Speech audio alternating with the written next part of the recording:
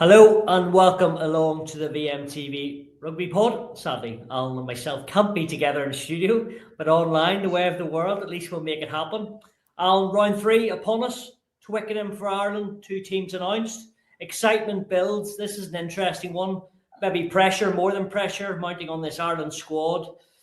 They've made 5 changes. England picked their team as well with a number of alterations. Pollock gets a first start. As an overall assessment, where Ireland, Alan, big question, like I ask you most weeks. And are you nervous going to Twickenham or more excited? Yeah, well, it's an opportunity, isn't it, for Ireland? I don't think many people are expecting Ireland to win this game. That's a bit of a change in the last number of years. I think 2 years ago, Marcus Smith gets that drop goal to beat Ireland and denied him a chance of a Grand Slam opportunity on the last day. They won the championship, but yeah, I think England have had their own troubles, I think, for probably the previous 4 or 5 years, and probably underachieved, particularly for a country, with that many players, and they're always seen as one of the powerhouses of international rugby. So they've had some tricky years, the latter parts of Eddie Jones's tenure and then the early parts of Steve Borthwick. So we're probably in that position of uncertainty now with Ireland, and some question marks around the team, where they're at, what level they're at. And before this tournament, I think England and France were the two favourites. You put me to the pin of my collar and I picked England to win the championship, but after the loss last week against Scotland, all the signs would indicate that France are the team now that will win the championship. But it's a very difficult proposition at any stage, no matter what kind of form either team is in. There's a great rivalry there. It's probably the same for most international teams when they play England, because of as I said, the strength and the level that they're normally at. So the Irish team, yeah, I think you could look back at the Italian performance and think, lucky enough to hang on in the end. Some good moments in the game, but some, worrying signs again. The scrum was a major issue. I think the uncertainty around the out half position, I think the scrum overshadowed that. There's been a lot of chat about, Crowley, Prendergast for a long time now. Who's the right person? And when you see Tadhg Furlong getting lifted in a scrum and Ireland getting penalised there, that is worrying. So, England will be very aware of that, and they'll be trying to bounce back from the disappointment of Murrayfield. But when you look at the team, I keep saying it, I think there's a number of players that are not playing to the level that we're accustomed to, whether that's down to a Lions tour, whether it's down to just general fatigue, getting a little bit older, whatever the case may be. I don't know. Obviously it's great to have young players coming into a team, but I hate writing off older players, because I was one of those players who probably played, my best rugby when I was in my 30s, early 30s. I won a Heineken Cup Player of the Match award in 2008 when I was 34, and I think if players look after themselves, they're capable of doing that. Obviously, having youth come into a team is really brilliant. England have done that in the last kind of 2 years. They've bigger playing pool to choose from. But for Ireland, it's a very good team on paper, but a lot of the players are not at the level that we're accustomed to, as I said, in the last couple of years. And they get an opportunity here to go to Twickenham and maybe change that narrative, turn the whole thing around. I remember a couple of years ago when, not long after Andy Farrell had taken over the Irish as Irish head coach after Joe Schmidt, probably 12, 14 months, 15 months, people were questioning, was it the right decision? Ireland played England in Dublin. Keith Earl scores a try, Jack Conan scores a try, Ireland win, and their attack was good, and they'd loads of invention, urgency, accuracy, all that kind of stuff. And it started an upward trajectory for the team. Is it a little bit different this time? Probably because the age profile of some of the players, but you can turn things around by getting a massive result and a big result that people don't expect. So on form, England are, before last week, they were my tips to win the championship, as I said, and we always spoke, and lots of people in the media, particularly in the Irish media, the reality is very few people were saying Ireland would win in Paris or in Twickenham. And has that changed any little bit? Well, Ireland probably needed a big performance last week, a dominant performance, but England, Italy are improved a lot. That's one reality. But for Ireland to struggle in the manner they did in some areas, the defensive maul for Italy's try, the scrum, as I said, turnovers, inaccuracies, some positive signs, absolutely some positive signs, but I think it's a very, very tall order for Ireland to go and win in Twickenham. But on the team, on paper, yeah. Well, let's go to the like team. The 5 changes, right? So we have Furlong's back in, even though the difficulties last week. Tag Byrne, Van der Fleer gets a shot. Gibson Park, then the fly half. Jack Crowley, it's now his chance. Sam Prendergast out of the 23 totally. Kieran Frawley hasn't played much rugby for Ireland recently, comes in the 22 jersey. What do you make of it all with the fly half? We can't not talk about it all. Like, is it the right time now to get Sam maybe back playing for Leinster? Or are we saying, no, he's still very much in the picture and he could be thereabouts next week as well, or the week after, the following week? Or do you think with all the pressure, as the old keyboard warriors, as Andy Farrell said, is it now, actually, I'm ready to take a break from this and I'll be good enough and talented enough to come back? Yeah, and I think that's the latter part of what you said. He's a very, very talented player. He's shown moments when, for any out half, they need their forward pack getting the edge on the opposition and creating that platform.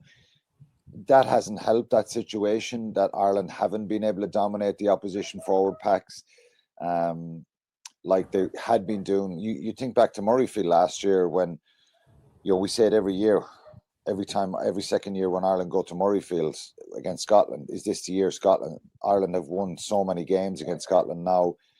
Scotland can produce brilliant performances, and is this the year? But he went there last year. Ireland were brilliant in that first half, and Sam Prendergast was player of the match. Front foot stuff, less pressure, more control from his teammates, dominance going forward in the carry, strong set piece, and he excelled. So he hasn't just become this non-talented player, but he's playing in a team that probably needs a little bit more nous. They aren't helping him, is what you're saying. No, well, because if you have an out half that look, he has defensively is the weak part of his game, and if you're under pressure in your overall team that the opposition are going to have a lot of possession. France had 60-70% possession for most of the game, so they're going to run at you. They're going to be challenging you more and more. You're working off slow ball. You're going to have that line speed coming at you. So a lot of stuff has changed with the pressure they're under, and I just think that because of the physical side of, which isn't the strongest part, which can be developed, their own strength and power and technique and working on it. You think you can't just dismiss this guy because he's a very talented player, but he probably had his worst outing last week, and it's and that's not even talking about defense last week, actually. Yeah, I think confidence is way down. I think he is now dealing with and I listened to Johnny Sexton speak about it during the week. Making good decisions under pressure is always what a fly half's job. But when you go to international level, the pressure you're under, the scrutiny you're under, the speed of how you have to do things, it just increases to a different level. Is he 13 or 14 caps now for Ireland? He came in playing for Ireland last November, 12 months on the back of 6 or 7 involvements with Leinster. The other side of this is here. Andy Farrell is kind of taking a bit of flack since November, and probably a little bit in this Six Nations about, well, where are the young fellas? Why don't you pick young players? So he brings a young fella in here who's 21 at the time and gives him his shot. And he jumped a little bit forward and back and forward and back. Himself and Jack Crowley have. It's been hasn't been ideal for either player. No. It hasn't. And Why do you hindsight, feel he has more scrutiny to take than Jack? Would that be fair? because I think the way he was portrayed in the media, and because of just general excitement, it's a natural human response, Stuart, when you hear, God, this player has come on board and he's just so talented. His hands are special, and he's just can read the game so well, and he played really well for Leinster as well. He came off the back of that November last 12 months and played really well for Leinster. So you go to the Northampton game in the Heineken Cup semi-final where he missed a couple of tackles. Pollock runs past him. People are highlighting this stuff. It's very unfair. He's still a young kid, unbelievably talented. So the foundations are there, but I think he just needs a break. I think there's so much pressure, and maybe he can't handle that now. And it wasn't even the defence last week. It was just different decisions. He's kicking inaccuracies. There was a bit of panic. No attacking threat himself on the line, and I think it because it's such a pivotal position, it affects the whole team when you're in. And again, I was really intrigued listening to Johnny Sexton about Jack Crowley came on and he found space, and there was space there to be exploited, and you may only get one chance in that kind of number of phases because the opposition shore up that space or they get a defender to fill the gap. And he was speaking about how Jack Crowley found that space in a number of times. Like the Balakoon try was an outstanding try. I know you have an NFL pass from Stuart McAvoy to finish it, but a lot of what was happening before that was excellent. Good lines of running. And it's always easier to come on. Well, I know some people say, I hate being a sub and I'd rather start the game. Jack touched on that in his post-match interview. He never said it was easier, but he said you can read it from the bench. Yeah, and it suited him, and it obviously did because he played well. Yeah, you can see certain things and opportunities, and also particularly when the team is not clicking the way you would like. I think there's some opportunities there. So I thought Kieran Frawley, if you asked me to start of the week who'll come onto the bench, and I thought Frawley, he's the one man who fills that utility role brilliantly, and he's a great rugby player. And there's some would argue that he should be in the mix for the starting berth at fly half as well, but he can play in a number of positions. But look, it's a disappointing one for Sam Prendergast, but I do feel the less getting away from this pressure and the scrutiny for a while is no harm for him. And he may go back to Leinster. He may not start for Leinster. He just absolutely, we cannot discard the talent, the quality, and the ability that he has, because but we've seen it before with fly halves. Mathieu Jalabert at times, in and out of the French team. Now he's excelling. So we will see Sam Prendergast, please God, back again. But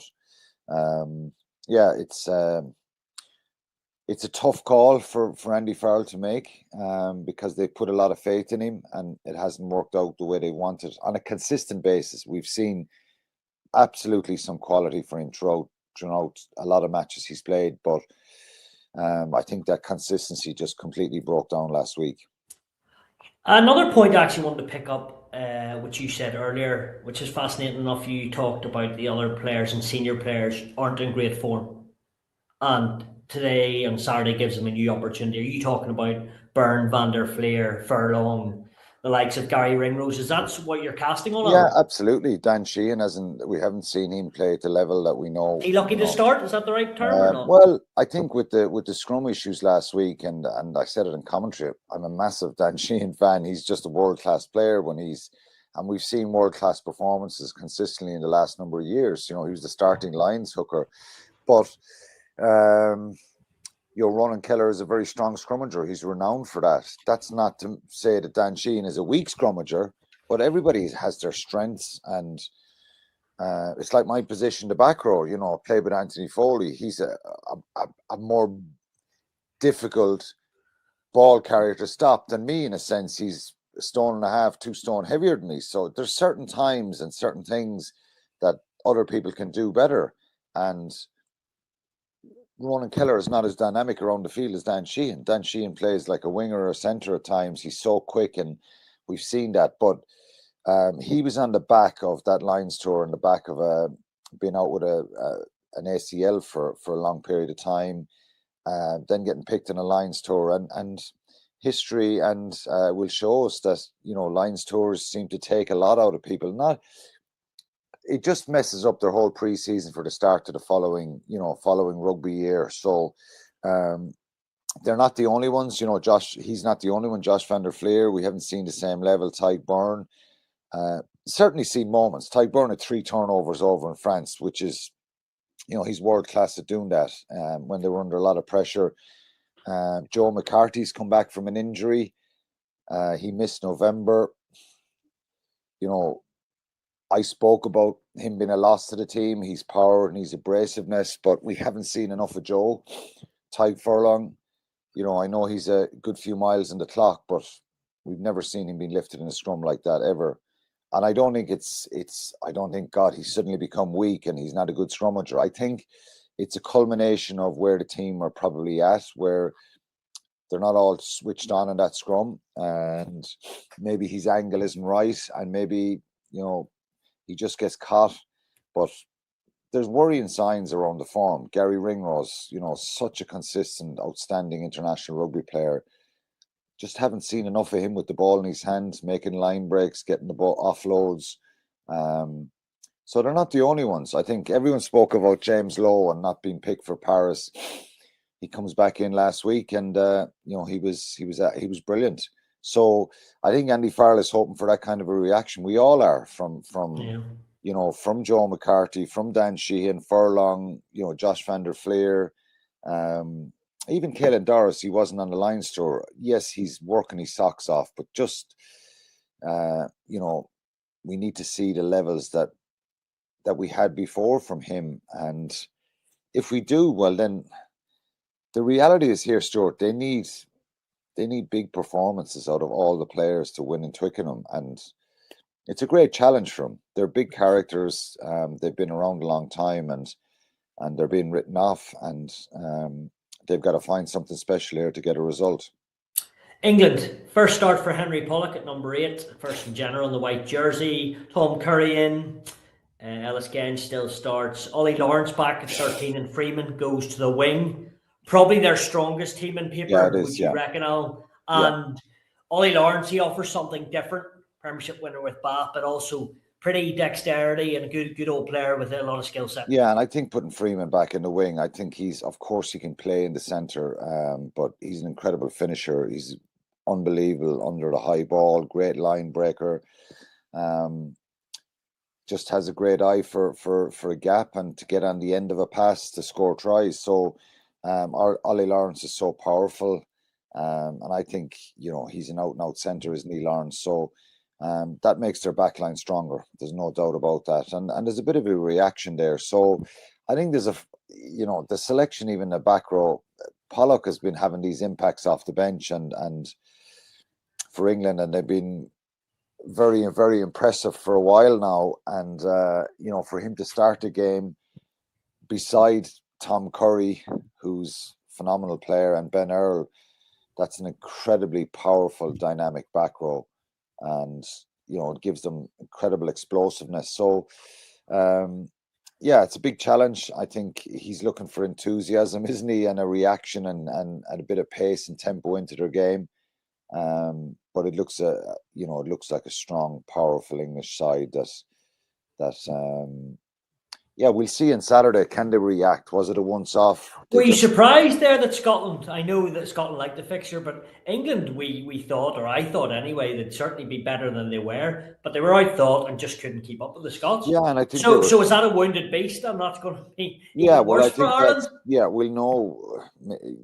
Every team can have that kind of a performance and get cut out, but it probably proves that they're not at the level that maybe we thought they were at or getting towards. I think it was 12 fixtures in a trot they had won.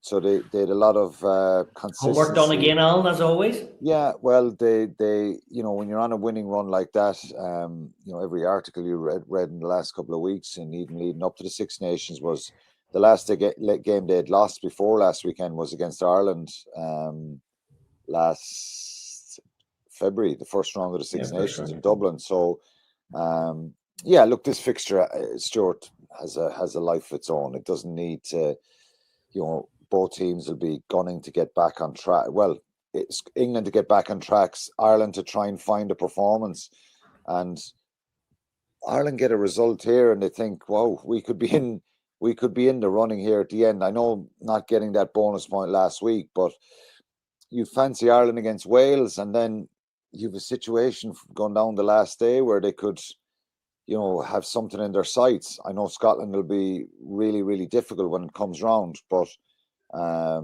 you get a result in Twickenham here, and you're in for a half decent Six Nations finish, if you like, and probably not what people expected. So it'll need character, it'll need quality, but they've got to step up and really front up here, because this English side at Twickenham, they showed it in November. When they get their tails up, they're powerful and they're hard to stop. That's why I find it intriguing, the fact that we are hoping Ireland with this squad 23 can really go on England and maybe prove a bit of a shocker. If they play to their potential, it'll be close. But then on the other side, Alan, if they get beaten here by 15 to 20 points, which I don't think they will, but if they do, there will be a lot of head scratching. There will. And rightly so. Yeah, where to next? And at the end of the day, it's as I said, England. Did England finish third, fourth for the last couple of years? Not last year, but there's probably 3 or 4 years where they were way down the table. Correct me if I'm wrong, but winning two matches out of 5 on one occasion there, and losing a couple always, and not a lot of consistency, not been in contention for the championship for a number of years. But as I said, they have now got a new crop. I know they still have some experience there, and George Ford and a couple of players have been around the block. But I think if Ireland were losing with a very young team here, well then it's more acceptable, isn't it? But I think there's massive pressure and onus on scrutiny on this group now. There's not a heap of players that you can suddenly just throw in there, and we've seen that from the A results, and probably the not enough of the under-20s in the last couple of years coming through. But it can turn around quickly. But on the basis of form, Ireland very much the underdogs, and unless something kind of special happens, it's going to be really, really difficult. There's a part of me when I see this team and when I saw the team being announced, it gives them a really good chance. But you've big characters, big players, quality players in that Irish team still. But going back to what we said, it's a form thing, and form is important in these games, and you've got to get it right in the Six Nations. So I think they tried to play more last week against Italy. If they revert to the kicking game that they played in France, and hope. Which way do you think they will go on? A mixture. I think a mixture. I think they'll be certainly more ambitious to have a go. And again, it's a tough place to go anyway, Stuart, even if you're in form, as I said. So I think if they were to lose the game, at least if they kind of they can't be allowed to be bullied. But when you saw France, probably their dominance around hits and gain line hits and their aggressive carries, and then the scrum issue last week, the scrum issue in November. Can you change the scrum in 5 days, 6 days on? Pardon? Can you change the purpose of the scrum and the angles in 5-6 days? Or is it easier said than done? Yes, sometimes it just spirals out of control, and sometimes when a referee's going against you, there's a number of different reasons. And like, if we have Tyke Furlong under massive pressure this week and Ellis Genge lifting him up in a scrum and driving him backwards, well, you're wondering then, where does that leave Tyke Furlong? It's not a once-off. He's a big character. He's been a wonderful international rugby player for a long period of time, and there's still, we hope, plenty in him. But you're kind of going into every fixture with, you're going into the French game worrying about your scrum and your line out set piece. You get that right, other stuff goes wrong, mainly the contestable kicks. And last week, the lineup was pretty good, but the scrum disintegrates. And you saw, no scrum, no win. That's the reality. So they have to get a scrum right and, have enough of possession and ball. And I think if they can do that, they have a capability of causing England some problems. But they're all ifs and buts, and that's where we're at the moment with Ireland. It's ifs and buts, Stuart, and that's the reality. And on the evidence of what we've seen so far, it's highly unlikely unless they find something special. And if they were to lose there, it's not a big surprise. I think, obviously you before the tournament, I said England, France are on that top level. Ireland have dropped down into a level below. We just don't know, is it Scotland or Ireland are kind of in third place yet. So it's a tough one, but it's a character tester, this one. There's no doubt. Okay, final part, last couple of minutes. Wales against Scotland and France against Italy. France obviously still a team to beat. And if Scotland lose to Wales and then we're to beat France, I don't know where we'd go with that over the next coming weeks. Well, the thing for Wales here is obviously they'll think there's an opportunity here that they may be capable of matching that maybe Scotland from a physical point of view, playing ability point of view. France are just Scotland have to win this one, Al. Absolutely. And I think they will. I think it's going to be a very difficult one for Wales again. I think they're just in such a difficult place. And on paper, even the team that played against France last week, I thought it was a good team. I thought it was a team that could do well, but they got blown away by France. So yeah, Scott. Well, let's see what Scotland can do. It's all about that consistency that we've spoken about, and if they were to go and beat England, then lose to Wales the week after, well, then I think sure, Gregor Townsend would be mincemeat. Really, there's a fair bit of pressure on him, and it's always about that consistency with Scotland. So yeah, I'd fancy Scotland to be way too dominant there and not to slip up against Wales. France against Italy, well, that'll be an interesting one. They drew 2 years previous, 13 all in Paris. We're all loving Italy, and rightly so. Yeah, and look, we thought last year with France going to Rome that'd be a lot closer, but there's something about this French group that they just have. You see the two centres that came in last week, Mofana and Deportier are out, and the two younger centres come in and they're phenomenal. They're just on a different level as regards to quality and young players and power and explosiveness and speed that they have. So I don't think Italy, yes, will they cause France a few issues? They're well capable of. They have some brilliant players now, but I think France will be too strong for that and will kick on again. Okay, and finally, what are you going for? England or Ireland, and then Scotland and France, or which way do you see it?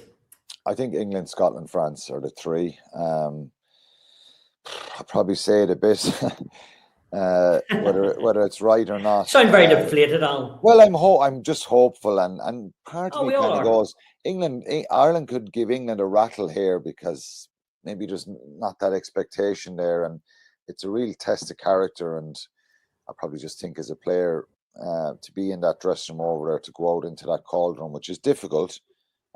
Is a wonderful opportunity. You can imagine waking up Sunday morning if they were to beat England, what that buys them in a sense of, well, we've told you we're not finished, but it's unlikely, Stuart. I think it's most probable that we'll be talking about worry and scrutiny and where to from here. But Farrell gives me confidence.